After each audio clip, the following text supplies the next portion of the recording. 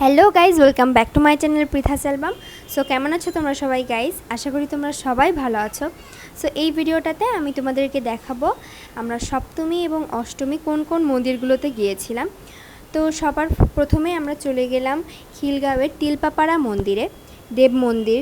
তো এখানে অনেক সুন্দর করে লাইটিং করে দেখানো হচ্ছিল, মা দুর্গার প্রতিমাটা অনেক সুন্দর হয়েছিল।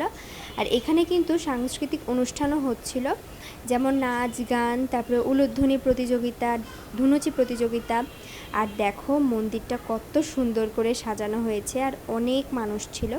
তারপরে আমরা চলে গেলাম সিদ্ধেশ্বরী কালী মন্দিরে, আর এখানেও কিন্তু অনেক জোরে জোরে গান বাজছিল, লাইটিং হয়েছিল। আর এই দেখো মন্দিরটাও কিন্তু খুব সুন্দর করে সাজানো হয়েছে, আর বেশি ভিড় থাকার কারণে খুব ভালো মতো ভিডিও করা হয়নি। তারপরে আমরা অষ্টমীর সকালে চলে গেলাম ঢাকেশ্বরী মন্দিরে অঞ্জলি দেওয়ার জন্য। আর এই যে ঢাকেশ্বরী মন্দিরের প্রতিমা, তারপরে আমরা এই যে ফুল বেলপাতা নিয়ে নিলাম অঞ্জলি দেওয়ার জন্য। খুব সুন্দর মতো অঞ্জলিটা হলো।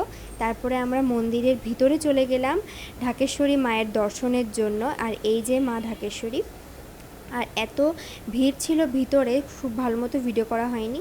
আর এই যে তারপরে আমরা প্রসাদটা নিয়ে নিলাম, ছবি তুললাম বাইরে গিয়ে। এরপরে চলে গেলাম আমরা জগন্নাথ হলে, আর এই যে জগন্নাথ হলের প্রতিমা। আর এই মন্দিরটাও খুব সুন্দর মতো সাজানো হয়েছিল। তারপরে আমরা খিচুড়ি নিয়ে নিলাম প্রসাদ, আর এরপরে নৈবেদ্য ফল মিষ্টিও দেওয়া হয়েছিল, সেটার আর ভিডিও নেওয়া হয়নি। আর এই যে আমার ছোটো বোন। আর এরপরে আমরা রমনাকালী মন্দিরে গিয়েছিলাম। এইখানে গিয়ে শুধু মায়ের ভিডিওটাই নেওয়া হয়েছে, আমরা ছবি তুলতে পারিনি, অনেক ভিড় ছিল। আর রাতে আমরা গিয়েছিলাম রামকৃষ্ণ মিশনে। আর এই যে রামকৃষ্ণ মিশনের প্রতিমাটাও খুব সুন্দর।